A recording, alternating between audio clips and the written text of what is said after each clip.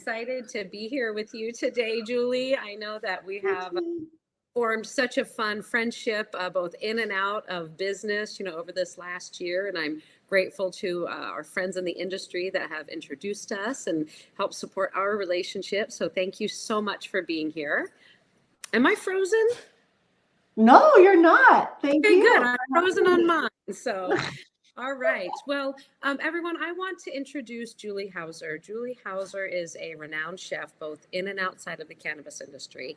And I personally cannot do her justice in terms of giving you the proper introduction. So, Julie, could you introduce yourself? Tell our guests that are both here online and who we're recording this for, and we'll be watching it later, a little bit about yourself and what your passion is and what you're doing in the world of culinary artistry and all the amazing thing that make Jules. Oh, thank you. That's a lovely introduction in itself. So fabulous to be here with you, Mary. Little intro about me. So I'm a celebrity plant-based chef. I am founder of Flower Farma and CEO. Also do a lot of internet travel, both nationally and internationally, cooking infused meals, also non-infused meals, all plant-based. Very farm to table, organic, very fresh. That's the way we roll. And delicious. Fresh, delicious, right? So, Jules, one of the things that brought us together with what we are doing here in Seattle with SMJ Consulting and with patients, teaching them how to incorporate cannabis into their daily lifestyle as a medicine, as this powerful plant that it is, but also wanting them to view it as more than just a prescription or a recommendation from their doctor, something that they have control over, something that they can embrace. And so for us in a clinical setting, we would often suggest that patients not only use it, as their medicine, potentially, keep it in their medicine cabinet, but also incorporate it into their day-to-day lifestyle. So it's not viewed as like another pill or another one of their treatments that they have to take. So we often would talk with patients about incorporating it into their food. Now, sometimes this wasn't always very easy because our doctors and our nutritionists are changing the way they eat as well. We saw a really strong opportunity here with patients to be able to not only take control of that portion of their life, but then again, add the cannabis component into it. And I know with what you are doing and with your own personal history, can you tell us a little bit about, cannabis in food as a day-to-day lifestyle and potentially as a medicine and, kind of your focus on that? Yeah, absolutely. Big question. That one we could I know. It's going to be multi-part. Okay, here we go. So absolutely. I honestly, this is why I started Flower Farma, is to really encourage people to consider cannabis as an ingredient. So it's very much what you're talking about, but even more, right? And I think in my journey personally, I know we'll talk about it more, but food is medicine, and that is my mantra, and that's how I live, and I consider everything I put into my body. So we are very fortunate to live in the time and the space that we do, and that we have all of these ingredients to consider, right? And cannabis is just one of them, but it's amazing, right? And it's an amazing plant. It has so many nutritional benefits as well as medicinal benefits. And that's what we do. That's how I'm teaching people to build it into their food. It becomes part of the recipe. It's very intentional. Yes. Does that answer? That answers. It does. It does. Oh, we're going to keep going. You know how we do this. Don't you worry.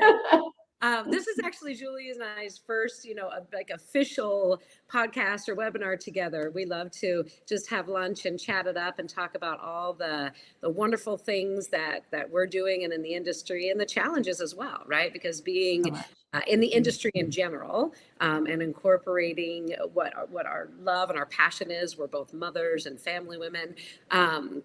But that leads me to this, being women in the industry. Right? That's something that is so important. And I know that's a really big focus of Polite, is making sure that we all are here to truly support each other and to truly showcase, again, what our passions are. So on that, we have to. Yes, we have to. we do. And I know you and I love to do that. We have so many things we're going to be doing together.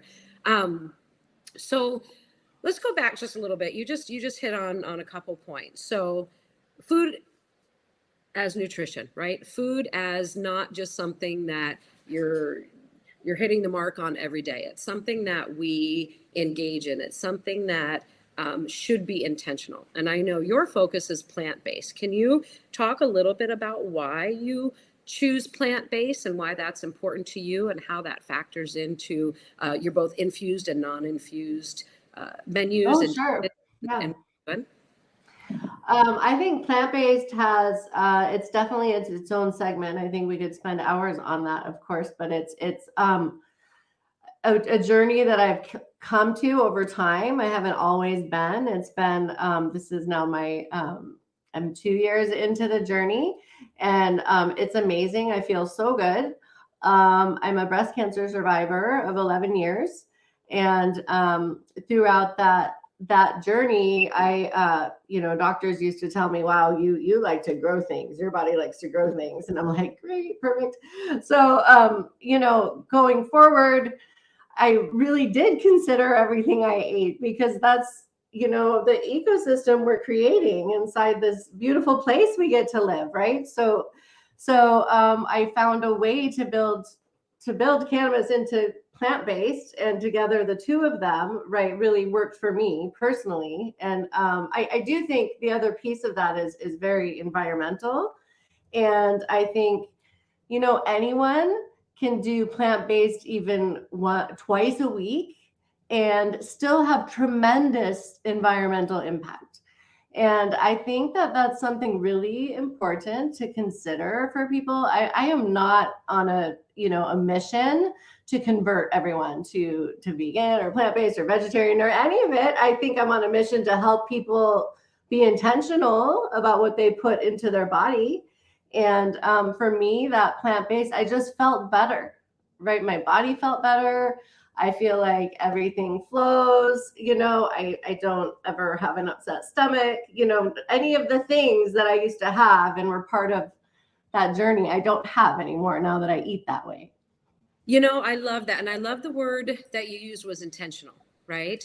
And that's one thing that I've noticed about you in all of the interactions we've had, as I've mentioned, both in the cannabis industry and outside. You are inclusive. Right. When I come to your events, I used to be a vegan, vegetarian. Now I'm keto. Right. But I feel like no matter what, engaging with your food, and I say engaging because it's more than just eating it. Right. I mean, the presentation you provide and the love that you put into your food and your dishes, whether they're hors d'oeuvres or full meals, is felt. Right. And that's something that I think is so important, not just in meal preparation, but again, in cannabis, right? Because that's something that we want from people who are engaging with this plant. I mean, everything from our cultivators to our processors. Yeah, it's about making a product and putting it on the shelf, but we cannot lose, the core values of why we're all here and doing, what we are doing. So in addition to the fresh ingredients that you use and the way you prepare your meals, the cannabis companies that you choose to work with, can we talk about that? Or I don't know if you can name names or not, and it's okay if not, but just when you work with a cannabis company to use in your food, what do you look for?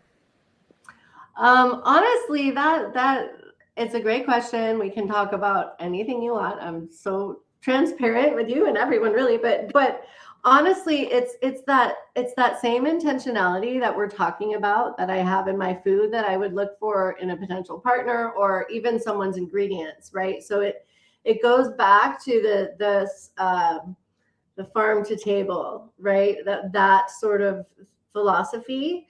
And I have that same philosophy when it comes to cannabis, and I have that same, right? Every single part of my diet, I want to think that way. I want to know where it came from. And that was my partners here in Washington State, right? Skagit Organics, and those guys. I know, I love them so much. Yeah. So, and they are my production partner for Ola here in Washington State. But I believe their process and the extractions that they make and are superior and absolutely intentional. Right. I know what I'm putting into my body. It's a beautiful thing. I love that. And I'm gonna highlight here. Yes, we are women today working from home. I have my lovely son who's not feeling well in the other room, and my dogs. Him coming in and out of the frame here. So yes, Skagit Organics, love them, and they are actually one of the companies that we have always showcased to our patients as trustworthy. Again, very intentional in the product they're putting out, even on the recreational market, with the medical patient in mind. So huge shout out to them. Yes. So I know, and you just mentioned Ola. So now is a great time. Yeah. Can you talk about Ola and what you're doing? I don't know if you have anything with you that you can share and show. Sure. Show. I do. Of course I do. So we'll talk about Ola. I do get to grab it.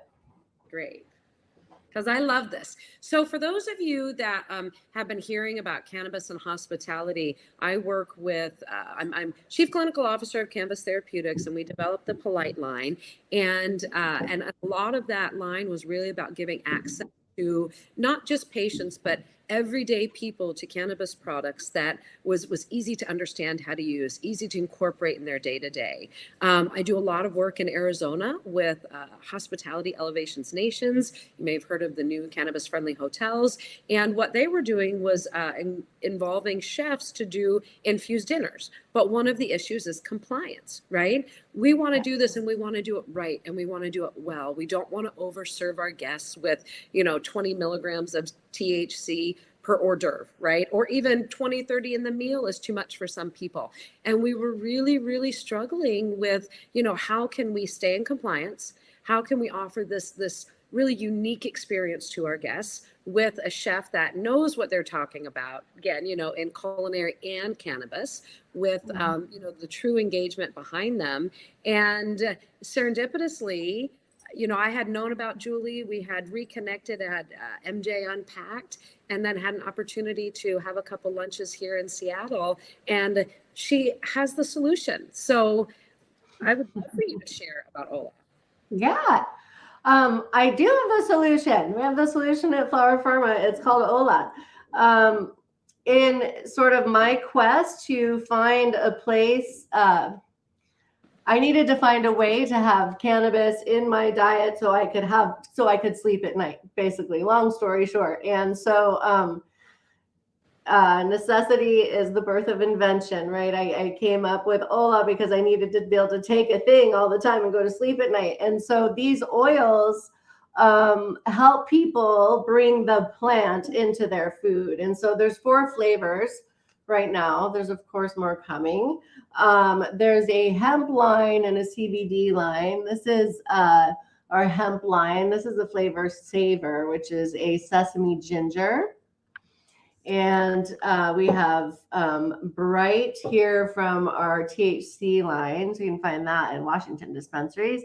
And it is, I love the Bright. It's an orange cardamom. It's really bright. So it makes anything, which is that's the name, but anything that you're eating, it will bring that sort of brightness out of it. So I put that on my green juice every morning, and it just, I take CBD and CBG in the hemp line, and it brings out all these great flavors and different levels of flavor in the green juice, but you can do it on anything.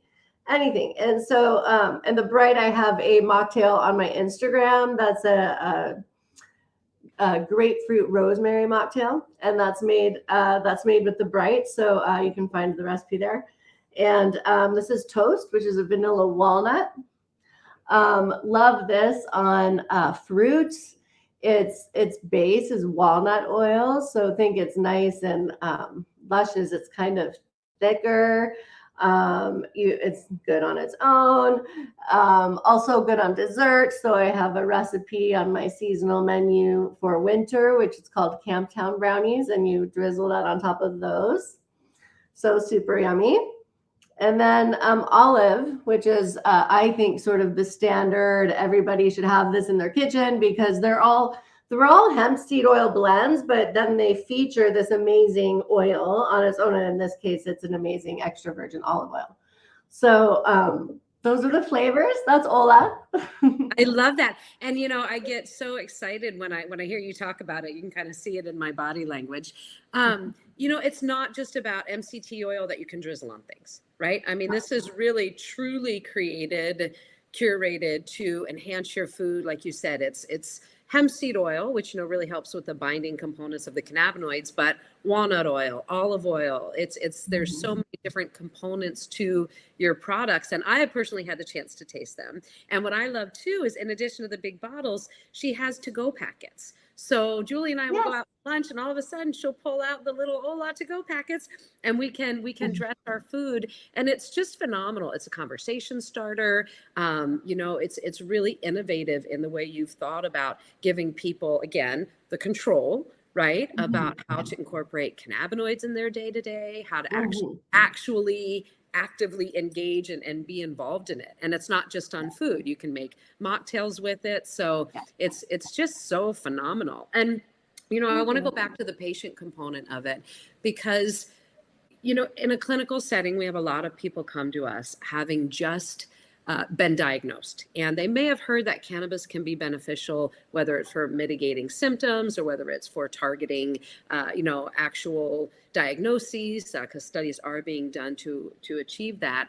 But what's out on the market right now is not always something that they want to take for health and wellness, right? You have a lot of cannabinoids that are in gummies, and gummies are great, and that's fine. We have vitamins in gummies, but I know for me personally, sugar is very difficult for me to consume. And if you're dealing with a cancer diagnosis, right? I mean, one of the first things you should cut out is sugar. Yet here we are accepting that cannabinoids are medicine, having people go to the recreational stores. There's so many prohibitive regulations on what you can create, and in terms of cost of manufacturing these products, companies are really limited on what they can do. And so the fact that you have a THC line, a CBD line that's available both in the stores, outside the stores, and you have some other projects that you're working on, right? I know you're headed to the East Coast to do some very high profile dinners. So this isn't just patients, right? These are people in the hospitality industry. And what is the convention that you're going to be doing an event around again? It's not cannabis, right? No. So this is the International Restaurant Show, which is in New York City. So we'll be there. I'll be doing an infused dinner there. Super excited. And tickets will be available soon. So if you're out in I know I'll be heading out there just to join you. Yes. That's fantastic. And it'll be super fun. Again, I know I'm being really quiet, but Julie has the opportunity to collaborate with a lot of other companies and brands too about creating food products, right? Hemp-based food products. We can talk about that a little if you want. I don't mean to interrupt you, but we can. It's totally up to you. But I just wanted to highlight that the reason why I love connecting with you, Jules, is, I think a lot of people say about both of us, your brains are carnivals, right? You're thinking of so many things, like, while we're waiting for this ride, what are we going to do on this ride over here? Right. You wait in this line, I'm going to go over here and work on this little project. But it's important to do that, right? It's important to do that because, especially in the regulated space, we get stymied if we're just focusing on one area. And as you mentioned, I wish I could articulate what you said. What did you say? It was something about problems. Oh, when you have a problem, you created something to solve it. Oh, it's necessity is the mother of invention. That's what. Yes, I love that. And I know that's a famous quote. My brain just wasn't working. Yes. But that's exactly it, right? And you have to keep continuing. And I think one of the things to really promote the health and wellness is engaging with product companies that are interested in making, hemp-based food and bringing that back. Right now, you can go to PCC, you can even go to QFC and get your hemp hearts. But are they quality hemp hearts? Are we really getting anything from them? So if you can talk about your project, I think it would be phenomenal, because it just highlights for me that globally people are tapping in, right? Oh my gosh, 100% they are. And I mean, listen, we have to think about our future, right? I spoke about environment earlier, but really going forward, you have to consider everything you do, you have to consider the climate and what's going on, and hemp and all the people we have on the planet that we have to feed, right? So both those things, and in a good way, in a healthy way. And so going forward, I think people are considering plant-based, they're considering alternative sources of protein. Personally, as a plant-based chef, I'm not a huge fan of the kind of like fake meat, but I love real organic ingredients, right? That's where just everything is. That's where all the real nutrients are. It's not processed. It doesn't go to a lab to become the next thing, right? And so I'm really super excited about the products that we'll have coming shortly. And it's a hemp seed flour pasta. It's beautiful. It's imported from Italy. It's made in the traditional Italian way, and it's also consider this like my ola, right? There's 5 ingredients. Well, this is the same. It's hemp seed flour and semolina flour and mineral water and all these beautiful ingredients. And it comes together to make really an amazing different source for protein and pasta. I mean, I know when you eat pasta, you're just like, I feel like that, right? I feel, oh, I love it so much, but I don't feel super good after. And I think that this pasta is sort of an answer for that. And you also get like 10 grams of protein per serving. And the hemp, as the hemp plant grows, I mean, the nutrients go back into the soil, right? I mean, so from seed to soil to your dinner plate, it's the right thing to do. So not only is it delicious, it's this. So it's the right thing to do. And so I feel great about products that are going to offer this to our future. I mean, that's what we need to consider going forward, right?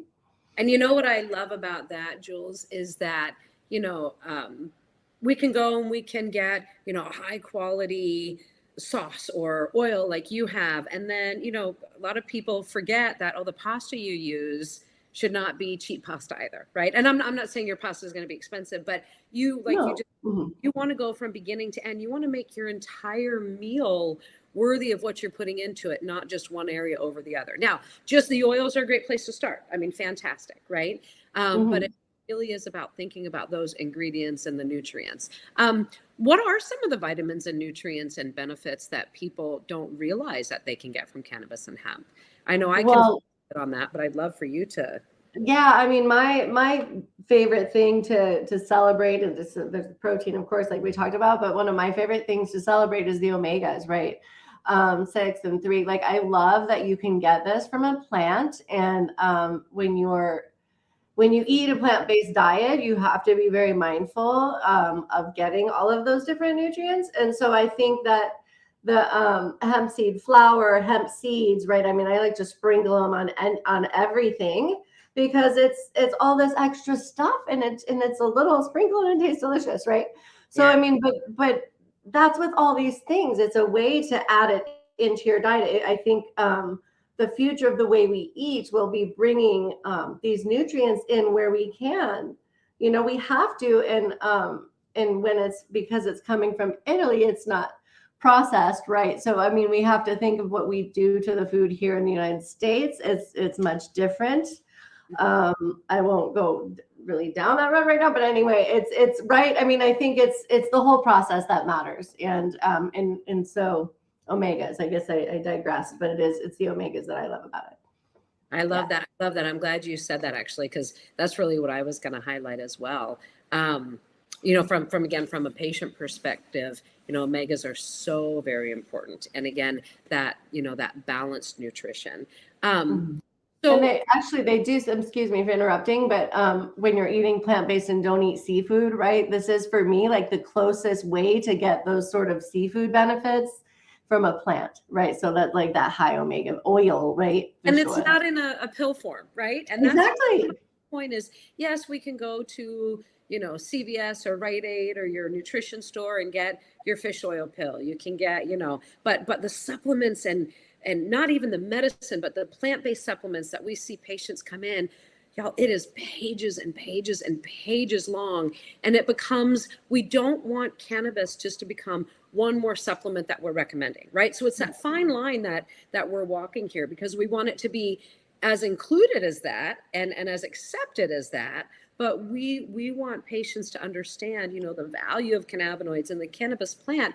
There's over 400 compounds. And in society, we focus so much on, first it was THC, then it was CBD, then it was CBG, and then it's CBGA. And I think what that really speaks to is that, you have these major cannabinoids, but all these minor cannabinoids are so very, very important. I mean, one of my favorite things to do with patients was taking the cannabis plant and using the magical butter machine and just doing a slow, low temp, no decarb infusion into the whole plant coconut oil, right? It was strong in lipids stripped from it.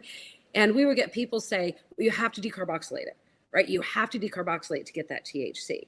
Well, when we're talking medically about the benefits of THC, 100%, there's a ton of benefits. However, if you're looking at RSO, the reason why you need 1,000 milligrams a day, according to, Rick Simpson and some of the studies, it's not about the THC, it's about all those minor cannabinoids that come with it. And when you are burning or decarboxylating your cannabis to get the THC, you're annihilating a lot of those compounds. So we would take our oil and we would send it in for testing, and they would say, nothing's showing up, right? Or you only have, 2 mgs of CBD per mil and, maybe 1 of THC, and there's nothing else. Well, we can learn as the extraction processes became more sophisticated, but more so the testing became more sophisticated. There were all these minors in there. And when we were looking at how it was impacting patients, they were having far greater response, whether, again, it was from symptom mitigation or, like I said, targeting certain diagnoses with this so easy, like the KISS method, right? Keep it simple.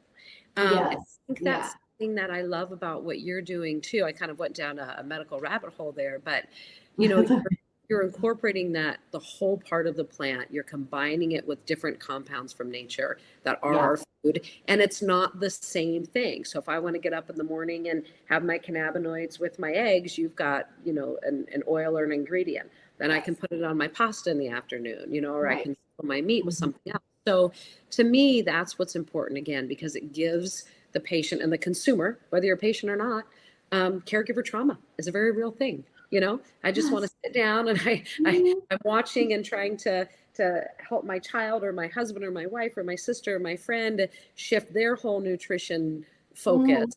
And I want to engage, but I can't because, I'm not a part of it. It sounds so silly, but little things like your products really can make it fun. And, patients need that too, right? Oh my God, so much. Yeah. It's something you don't want to have to think too hard about it, right? Like let's just have it be very accessible and build it right in. And then it's a habit too. It's not like another pill you have to just like let go of, right? It's just like you to eat fruits and vegetables. It's just that habit, right? Yeah, absolutely. Yeah. Absolutely. So on that note, Jules, you're such an amazing chef. And like I said, not only in your culinary skills, but the presentation and the vibe that you give when you're around. I've seen you, like I said, in the industry events, at home events. You've even were so generous to take under your wing and teach her, kind of some of the art gifts of your talents. But there's more to that. And I know you have a story that kind of really helped shape what you're doing now.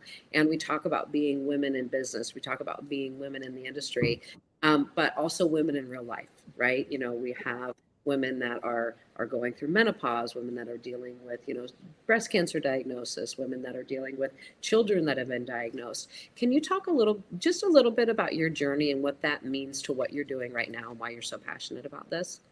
Oh, sure. 100%. Yeah, I think that it's amazing in life. I mean, I think that our journeys, absolutely, you respond in one way or the other, right? It's to something very extreme, and your response to that is sort of dictates the next chapter of your life, right? When I was pregnant with my second son, and found a lump on my breast, I did go to the doctor, and they were sure it was a milk duct, an inflamed milk duct. So I continued on in my pregnancy. Definitely had the little, warning, like, I don't feel quite right about it, but everyone's like, well, the doctor said, and, that whole thing. And then shortly after my son was born, well, right when he was born, I couldn't make milk, or I had all of the other issues that happened. And I went straight away to the doctor and rushed to the mammogram. And at this point, it was basically advanced stage 3 breast cancer. It was very intense.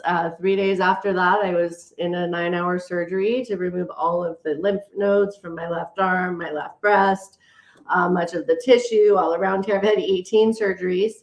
From there, reconstructive. I've had chemotherapy. I've had extensive radiation. I am a survivor of 11 years. My son, both my sons are amazing. When I was going through treatment, I had 2 babies. I had a 2-year-old and, a 1.5-year-old and a brand new baby. So, I mean, it was like nothing you would ever imagine. And, the doctors deliver you present you with your plan. And they say, if you do this, you have a 73% chance of surviving, right? And you're like, okay, well, that's what I'm going to do. And my husband is amazing. He's my best friend. We never sat and really considered that other percent. We just sort of moved forward. And, cannabis was very much a part of that journey.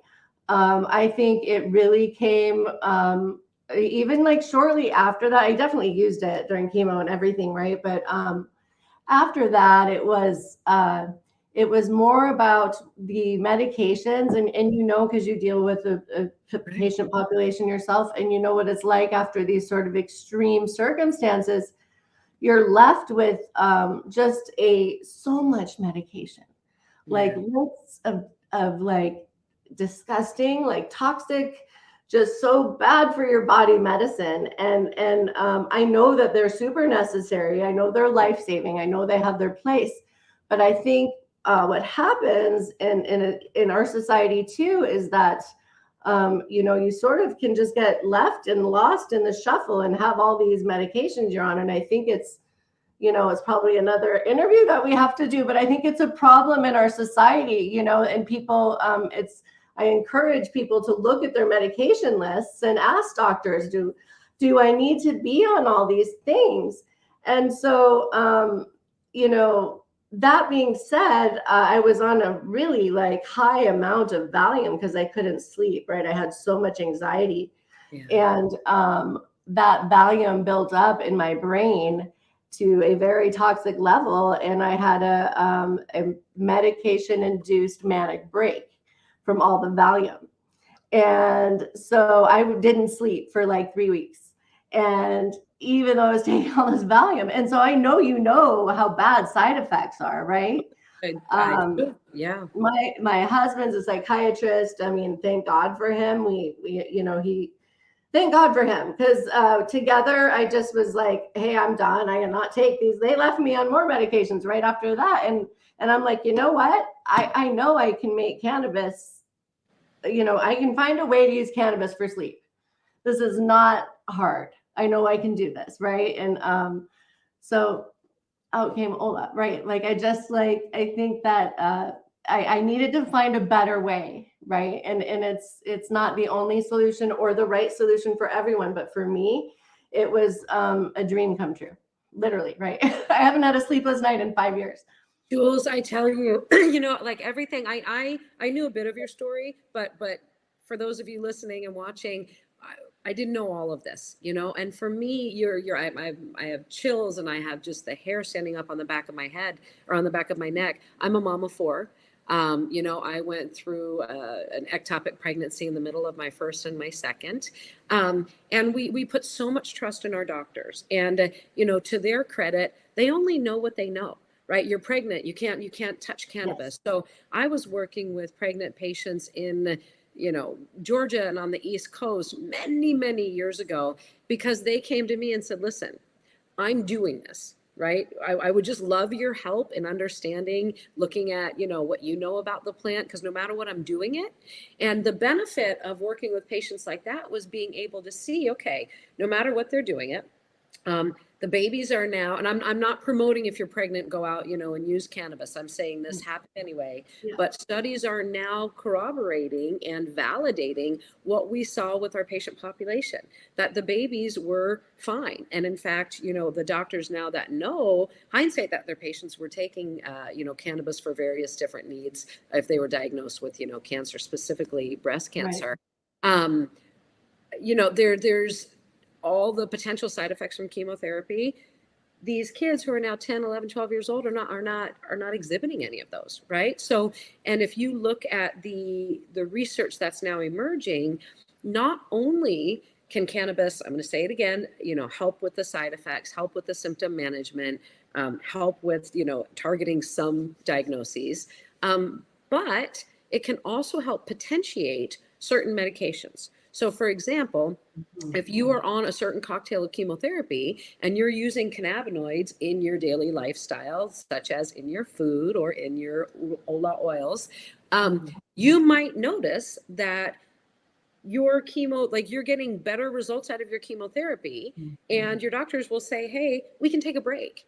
Right. Whereas, as you know, it's chemo. And then we've hit our cap on that. Now we have to hit something else. And get to the point of we can't do anything. So this plant, as powerful as it is, can help our body get more out of the medications that we're getting so that we don't need as much, suffering, all those negative side effects. Like you said, the sleep nights, the constipation. Yes, right. Oh my So, God, everything. And any product that we use, we want it, as you said, there is a place for Western medicine, 100%. And we're now learning that cannabis fits very, very well.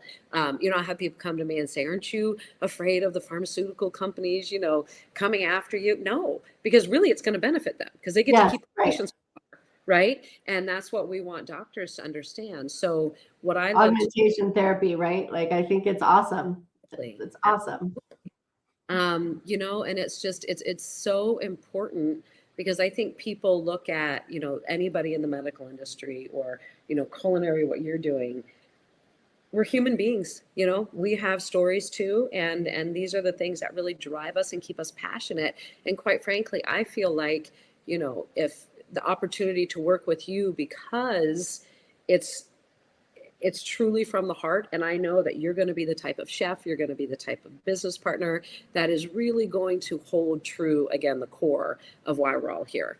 And I think it's just phenomenal. So Heather Dagley, we talk about natural amplification, right? It really is a beautiful point.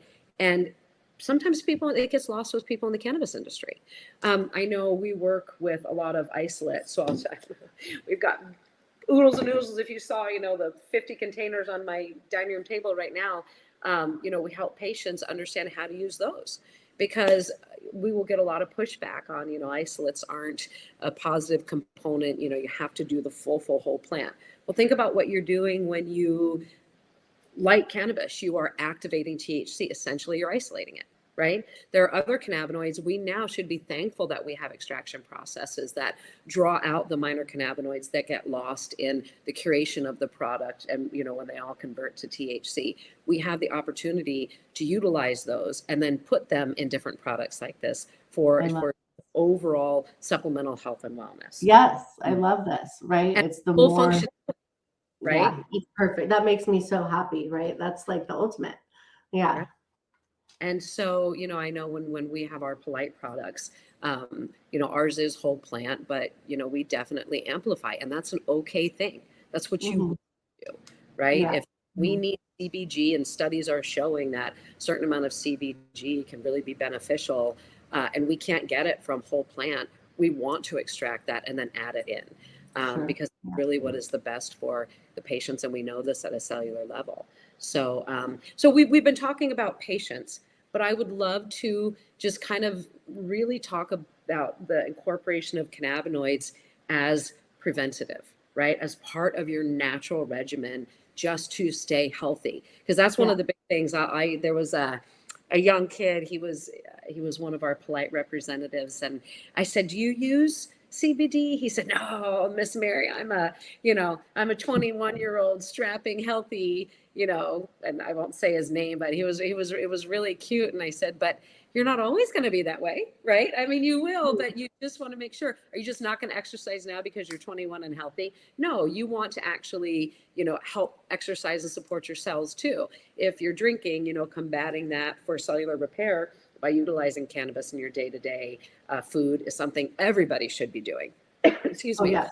So that's something I want to highlight too is, don't wait until you're not feeling well. Don't wait. Oh my God, no. Right. No.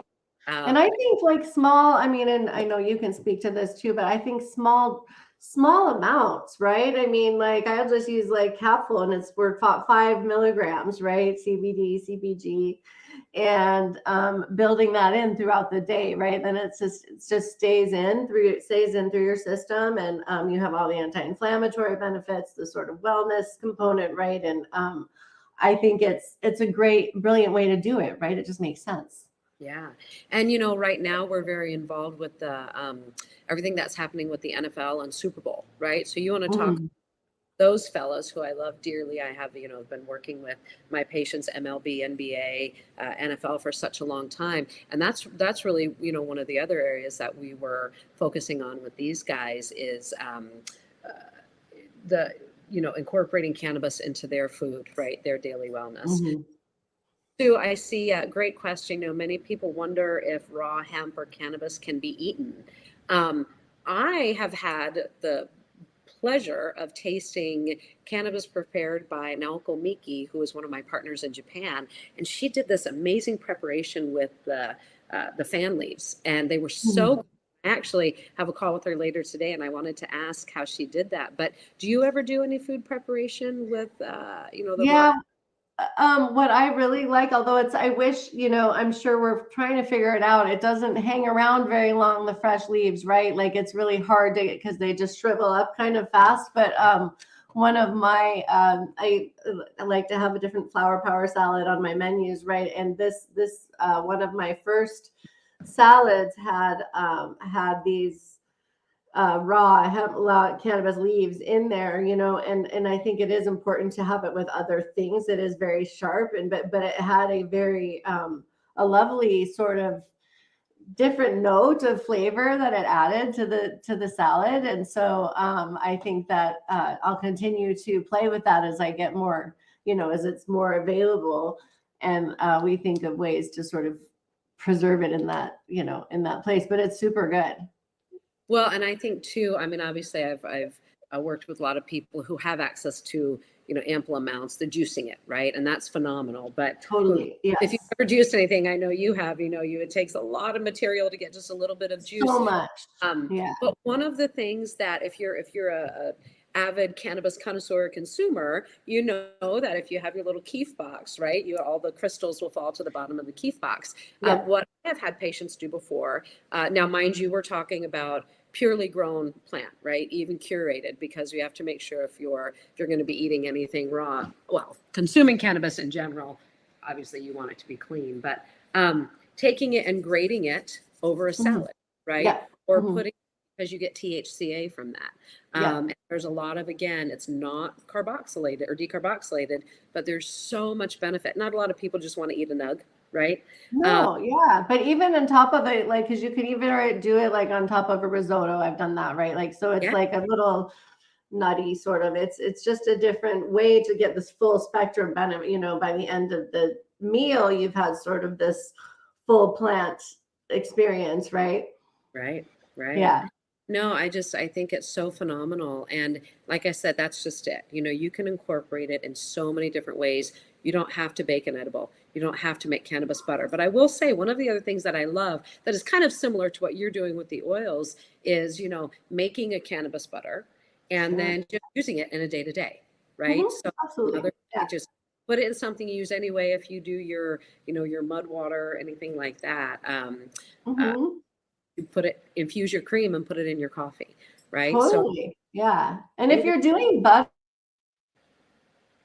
like think for patients and stuff that get their medicine that way, think of adding herbs to it and other flavors, like making it something that you enjoy, and it actually will accent the green flavor, and it's not a dry. Because sometimes I don't want anything, like I don't want something super green, but I think if you introduce a couple other flavors to play with it, it'll make it sort of a more pleasurable experience. Do you have any favorite flavors that you can highlight that you think are so think of first of all, think of seasoning everything, right? So even in your butter, salt and pepper it, right? And I love thyme, so fresh thyme in there is really good. I've done an oregano, and I can do a really thick a basil, like a pesto butter, and then you get the garlic and the basil, and there's other really strong flavors that carry the green really well, right? Intentional. Yeah. Well, because that's the thing too, right? It's especially for patients, taste buds are skewed, and if it doesn't matter, you are not going to if you can't stomach your medicine, you're going to stop taking it. Yes. I know with Polite, the other thing that we really focused on were the Ayurvedic herbs that actually act as drivers, right? Products out there, even in food-based products that it's not been thought about, right? We put turmeric and ginger in our relief aid because we know that helps cross the blood-brain barrier with the turmeric. We know that it's very intentional. So just turmeric's great. You were talking about intentional, and we see that in your products, and I just think it's phenomenal. And I love that you have recipes on your website, right? Thank you. I love that, and I've made quite a few of them, and even for my family, this is something that, if you think about it, people say, oh, you use CBD with your kids on a daily basis. Absolutely. There's actually been more studies done on CBD and cannabinoids for children because of Charlotte's Web, because of the epileptic culture and not culture but community. I guess it is a culture in and of itself, as they've gained that right.